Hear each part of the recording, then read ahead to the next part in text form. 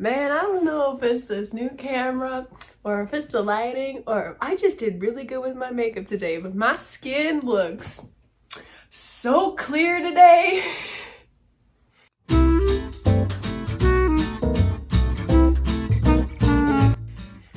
Greetings and salutations, friends. Welcome back to my channel and welcome to my bedroom. I think this is kind of a new scene for a lot of people.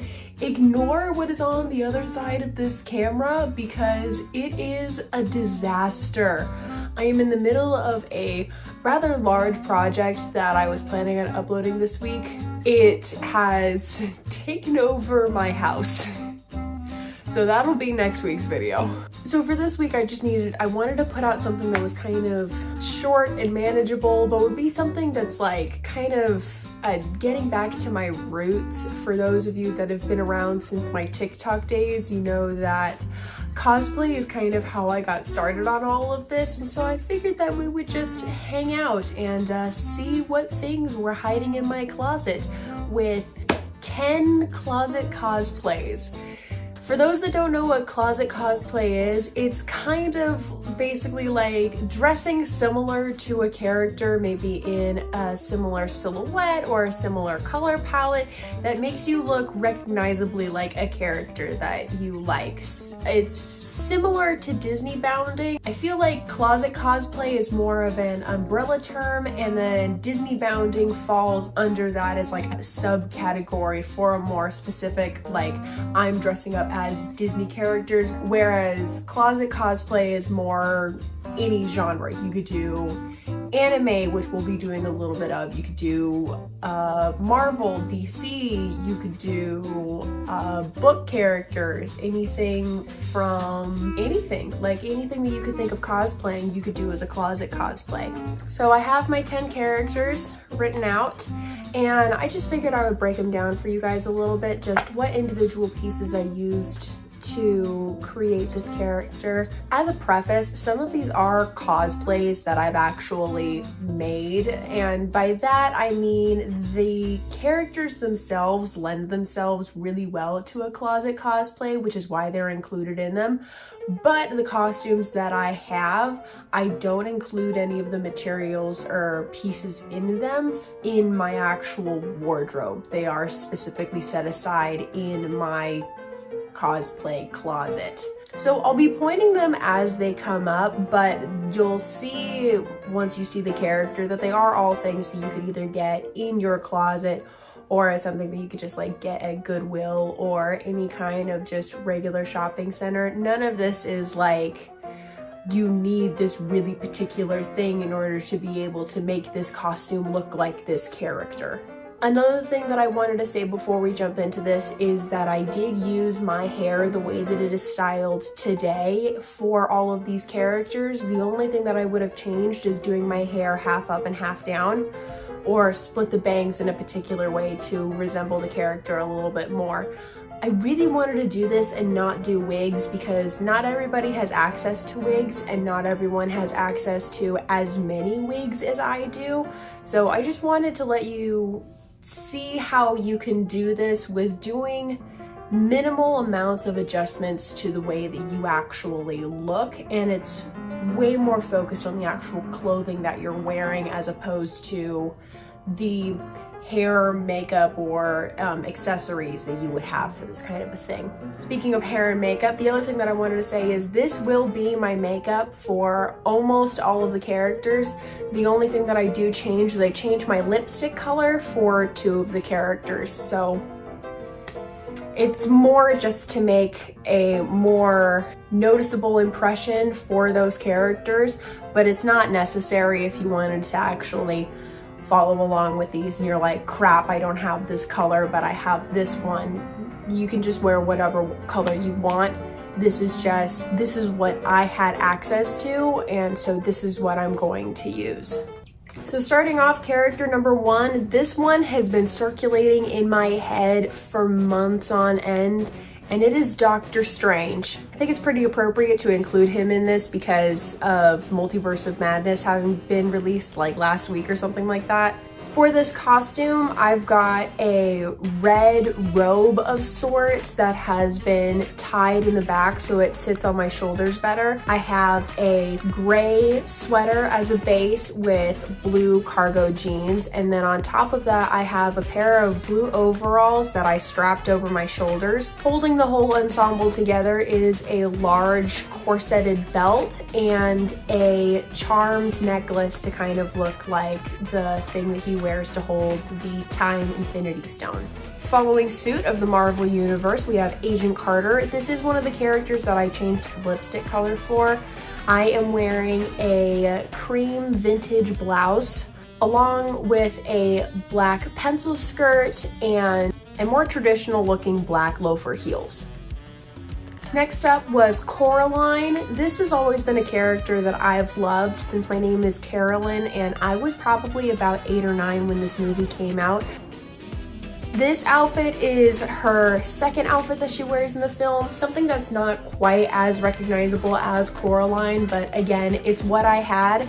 It is her blue and white starred sweater that she receives as a gift from the other mother, a pair of black skinny jeans, and then black booties. Next up is Jill Valentine, someone who I can finally cosplay without having to wear a wig, and I am so excited! So for Jill Valentine, it's kind of a closet cosplay, kind of not. It's a mix of the two. I actually forgot that I had this is a cosplay outfit, so I did buy this blue outer tank top specifically for this character because I was planning on doing cosplay of her a year ago when I had this hair color and haircut. So the blue tank top is the only thing from the cosplay collection. The rest of it is all stuff that was actually in my closet, and that would be the white layering tank top, the light washed black skinny jeans, and the accent glove. The belt that I am wearing is from my Rey costume, although hers is more of like an actual military belt. Just it wasn't something that I had around. If you have it, it would probably have much more of an impact. Up next is our first full cosplay look, which is going to be Honey Lemon from Big Hero 6. Now, again, I just want to emphasize that this is still a closet cosplay if you wanted to do this character, but I bought all of these materials specifically to do Honey Lemon, and so I don't incorporate any of these pieces into my actual closet because it's for the specific character. For this character, there is a white blouse, a yellow knee-ish length dress, a brighter yellow cardigan, and glitter tights. And the whole thing comes together with her giant neon yellow platform shoes. Up next is going to be Sailor Venus, who's my favorite sailor, Minako. Minako is definitely my favorite sailor. She's the sailor that I identify with the most. I believe that if I could find a "which sailor are you" personality test, I would definitely be Sailor Venus. This is not one of her more popular ones, but it was one of the first outfits to come up on Pinterest. It is her blue overalls, white t-shirt, and she has these really cute strapped red flats to go with the bow that she iconically wears in all of her outfits. For this one, I did end up going with black flats that are structured the same as her red ones, but it would have been really cool if I had red ones to go along with this outfit. The blouse that she wears is way more textured in the front. I don't have anything that's similar to that, so I just figured that this t-shirt button up with a lace collar would have done the trick. Up next is Candice. This is another full cosplay that I actually made because Dan Povenmire called me out on TikTok. He said that it was awesome, so I don't care what anybody else's opinion on this is. I am also fully convinced that if there is ever a live action Candice, she will have a high ponytail. Candice's costume consists of a red t-shirt that I cut the sleeves off of and a white A-line mini skirt complete with a red belt and white shoes. There are also red socks that she wears, but again, I just couldn't find mine. I feel like it kind of reads Candice anyway. If you bring the attitude, you've basically got the character. The next one is Sleeping Beauty. I think that I mentioned this when I actually made this skirt, that it reminded me a lot of Sleeping Beauty, so I was excited to actually be able to use this skirt for Sleeping Beauty, even though it's not the same color as hers at all. So her costume consists of the brown skirt that I made a couple YouTube videos ago for my mushroom outfit, puff sleeve blouse, and a black sweetheart corset. Also, no shoes, because we all know a forest queen can't be bothered with shoes. Number 9 is Sandy. This is my last technical cosplay. I specifically made this outfit to go to a Greece themed party. I was the only one that dressed up like they were from the pre-transformation or not the pink ladies. I kind of felt like Katie from Mean Girls when she goes to the Halloween party as an ex-wife. Sandy's costume consists of a 3/4 length sweater that I dyed yellow, a white blouse, and a yellow circle skirt, complete with white flats. And finally, number 10, I really wanted to wrap things up with a solid black outfit because, come on. The last one on our list is going to be our second sailor for the night, Sailor Saturn.